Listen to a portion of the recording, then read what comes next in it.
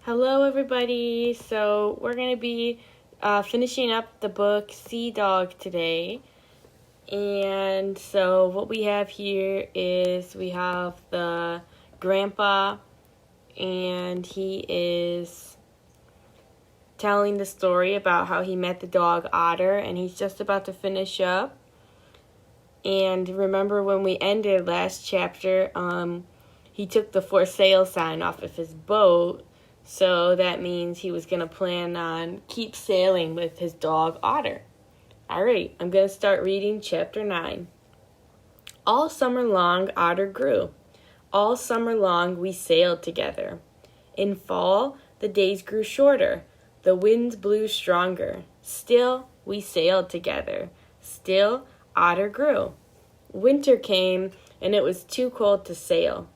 I had Lady Tia hauled from the water. I covered her with tarps. They would protect her from the winter storms. I stood in my yard and looked at Lady Tia. We will sail you again in spring, I said. I walked to my back door. Otter walked beside me. I puffed on my pipe. Otter carried her stick. I put down my pipe on the porch. Otter put down her stick. We went inside the warm house. Next spring, I will be Cap'n Bill again, I said, but now I am just plain Bill. Every day, Otter and I went for a walk. Sometimes we walked along a beach. Sometimes we walked through the woods. Wherever we went, I took my pipe. Otter always carried a stick. The bigger she grew, the bigger the stick.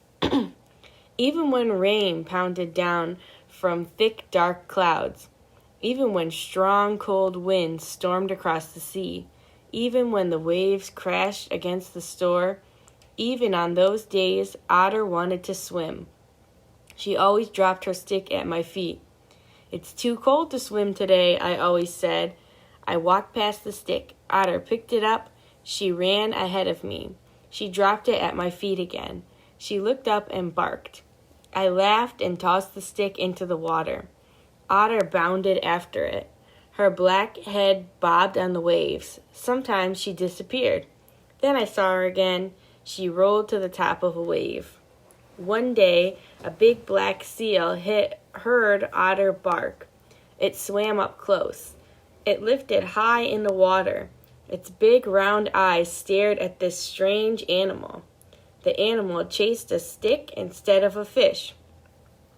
The seal followed Otter toward shore. It blinked and watched this strange animal. This animal ran from the water. It had long, thin legs instead of flippers. Otter ran to drop the stick at my feet. She shook her big, thick black coat. Cold water sprayed all over me. Go away, I shouted. That's freezing. Otter picked up her stick and ran along the beach. Spring came again. The days grew longer. The wind that stirred the sea grew warmer. Otter sat in the yard. She watched me scrape and paint and polish. She chewed on her stick and wagged her tail. Soon we would be sailing again. At last, Lady Tia was sparkly clean and ready to sail. I had her hauled back to the harbor. I stepped onto Lady Tia's deck. Otter jumped aboard. It feels good to be Cap'n Bill again, I said. Otter wagged her tail. I picked up Otter's life jacket. I tried to put it on her, but it was too small. Maybe you don't need a life jacket anymore, I said.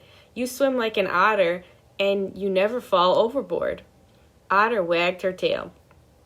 We sailed on brisk spring winds. Lady Tia heeled over and danced across the waves. Her rigging creaked and groaned. Otter sat on the seat beside me. Cool sea spray washed over our faces. The summer winds were light and warm. On hot days, I anchored Lady Tia in a bay. I climbed into my dinghy and rowed to shore.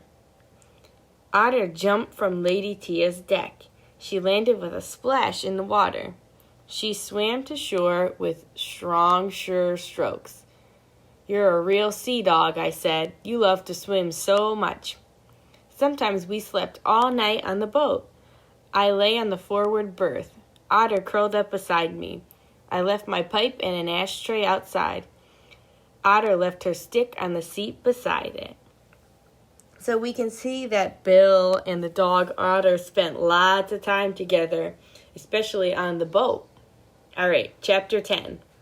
That long summer came to an end. The days grew shorter. It was almost time to have Lady Tia hauled from the water. One morning, I woke up and looked out the window. Sun shone from a bright blue sky. Cedar trees swayed on a gentle breeze. Let's go for one last sail before winter, I said. Otter barked and wagged her tail. I packed sandwiches and coffee for myself. I packed dog biscuits for Otter. And off we went. The west wind blew steadily. Lady Tia pranced into the wind. At noon, I ate my sandwiches and drank my coffee. Otter gobbled her dog biscuits. She drank water from her dish. By late afternoon, the wind grew stronger. It switched to the southeast. Dark clouds rose over the islands. It's time to head home, I said. I turned Lady Tia around. A strong wind billowed her sails. Lady Tia heeled over. She picked up speed. Water gurgled around her hull. Wind snapped at her sails. I don't like the look of this, I said.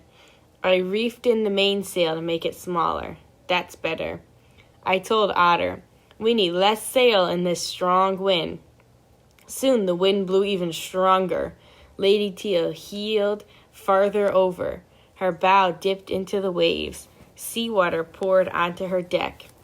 I fixed the tiller in place. Otter sat on the seat. She clutched her special stick. I patted her head. You sit tight, I told her. I need to change the jib. I made my way along the deck. Lady Tia bucked and rolled beneath my feet. Water sloshed around my sea boots. If I didn't hang on tight, I would fall overboard. I lowered the jib sail.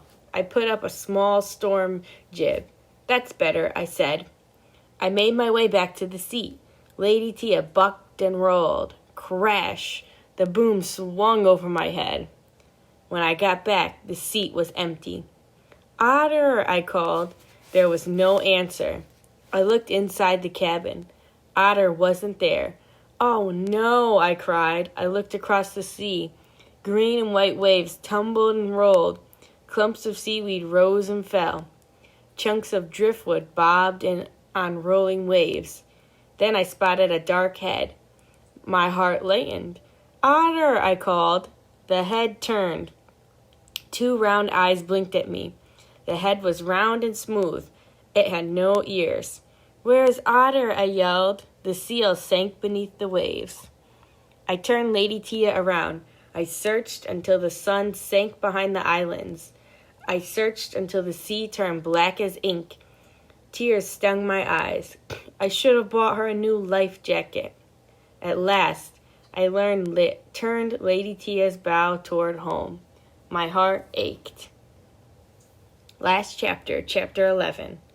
So that's my story, Bill sighed. That's how I lost Otter. I thought she had drowned. He sipped his coffee and stared at his hands. Kyle got up from the kitchen floor. He sat on a chair beside his mom. There was something wet on Bill's cheek. Bill wiped it away. I put a for sale sign on Lady Tia, he said. It's time I sold her. First I sailed with Tia, but she moved away. Then I sailed with Otter, but she fell overboard. I don't feel like sailing anymore. Bill smiled, but his smile went all wobbly. I'm very happy you found her, Kyle. You saved Otter's life. And now I see that you love her too. I will not take her away. That would be wrong.